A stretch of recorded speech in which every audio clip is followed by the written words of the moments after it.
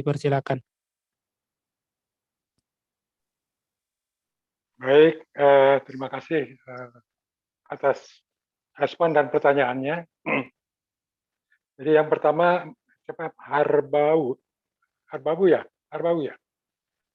Jadi beliau menanyakan apakah ada tendensi untuk melakukan standarisasi ajaran gitu, dan bagaimana standarisasi ini dilakukan gitu lah. Intinya itu yang saya tangkap. Jadi kan mengingat tadi sebetulnya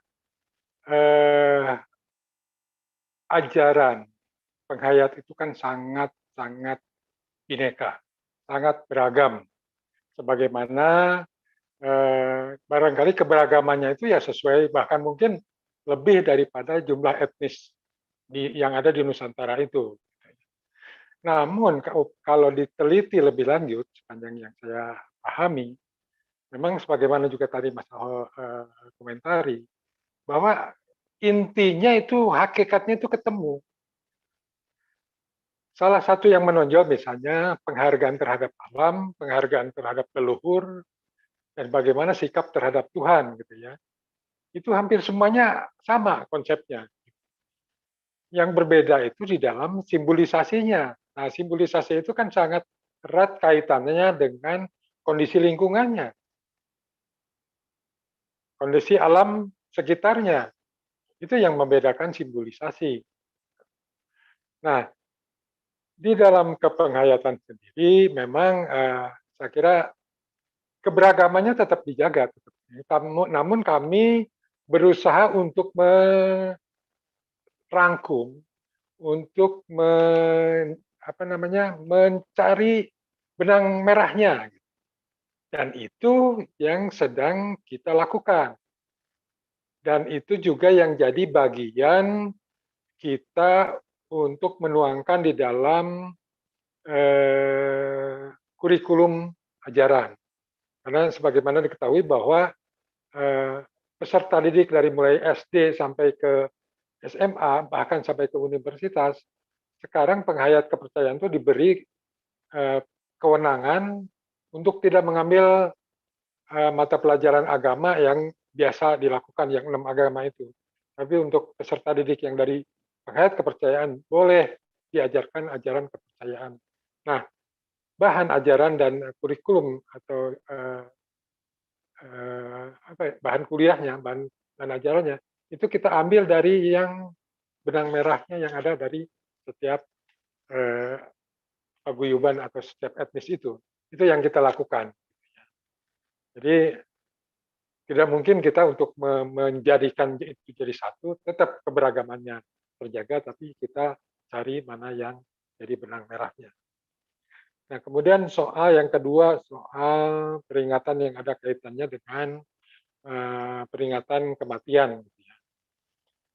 Nah, kalau dilihat dari catatan sejarah maupun apa yang banyak tulisan yang mengungkap soal masuknya Islam di tanah Jawa, itu kan sudah jelas bahwa para wali itu mengajarkannya itu menyesuaikan dengan kondisi yang ada di Nusantara ini.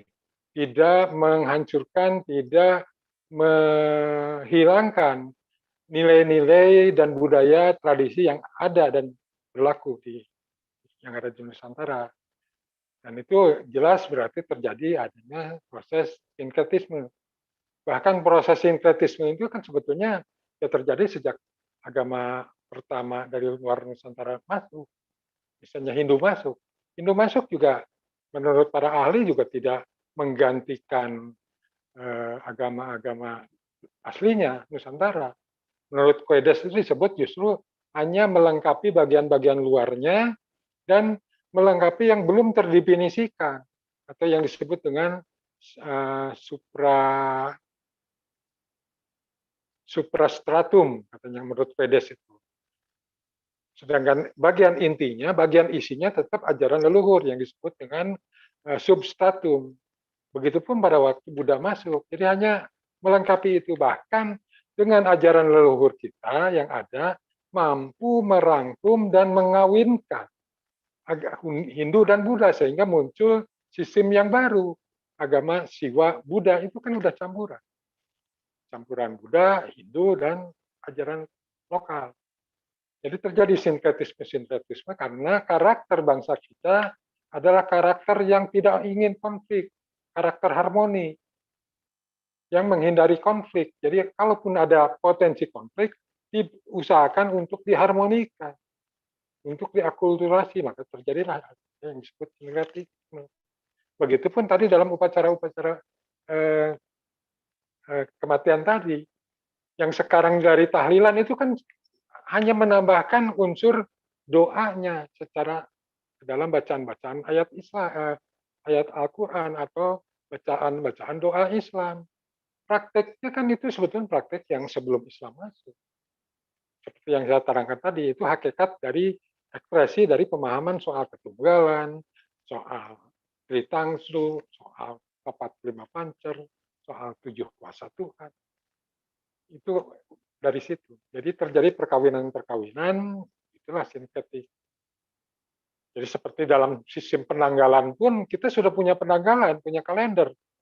Zaman Sultan Agung dikawinkan antara hijrah dengan tanggal Nusantara yang disebut akhirnya jadi penanggalan Jawa gitu ya, Saka Jawa. Sebelumnya kan sebetulnya ada sistem sendiri. Nah, jadi itu saya kira memang menurut saya itu adalah hasil sintetik antara agama Jawa leluhur dengan Islam. Nah, kemudian yang ketiga adalah soal ritual apa tadi yang perjalanan Bujangga Manik ya.